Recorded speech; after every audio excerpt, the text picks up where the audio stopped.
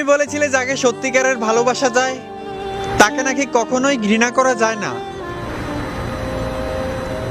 তাহলে আজ কেন তুমি আমাকে ঘৃণা করো?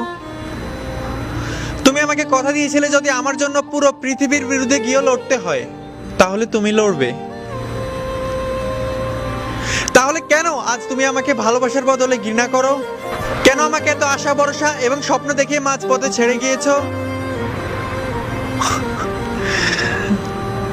নতুন কাউকে পেয়েছো মনে হয়। একটু বুঝতে চাওনি আমার ভালোবাসা। তোমার থেকে ভালো মেয়ে পাবো, সুন্দর মেয়ে পাবো, গুণে ভর্তি মেয়ে পাবো, এই ধরনের কথা বলেই তো আমাকে ছেড়ে গিয়েছিলে, তাই না? কিন্তু তুমি এটা বুঝতে চাওনি যে ভালোবাসাটা সবার উপর জন্মায় না। আর সেই দিনের কথা মনে আছে? তুমি বলেছিলে মানুষ বদলায়, কিন্তু তুমি কখনো বদলাবে না। কিন্তু আজ সময় মতো তুমি সবার আগে বদলে গেলে।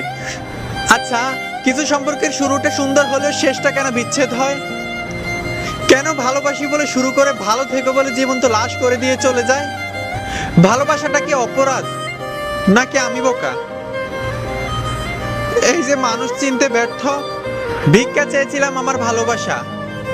আমি আজও সেই দিন আমার চোখ দিয়ে পড়া হাজারো ফোঁটা পানির কথা ভুলতে পারিনি। অথচ সেই দিন আমার জন্য তোমার চোখে না ভালোবাসা দেখেছি, না আমার জন্য মায়া দেখেছি। তুমি কি বোঝো না যে সত্যিকারের ভালোবাসা ছেড়ে আসার থেকে ছেড়ে যাওয়ার কষ্টটা ভীষণ তীব্র যন্ত্রণার হয়ে থাকে? আর আমি এখনো সেই যন্ত্রণাকে আপন করে বেঁচে আছি। আসলে আমি ধিক্কার জানাই তাদের যারা জেনে শুনে লাশ বানিয়েছে যাদের।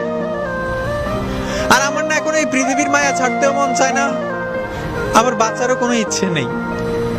তারপরও দিন শেষে, গল্পের শেষে আমি এটুকুই বলতে চাই, ভালো থেকো তুমি, ভালো থাকুক আমার ভালোবাসা।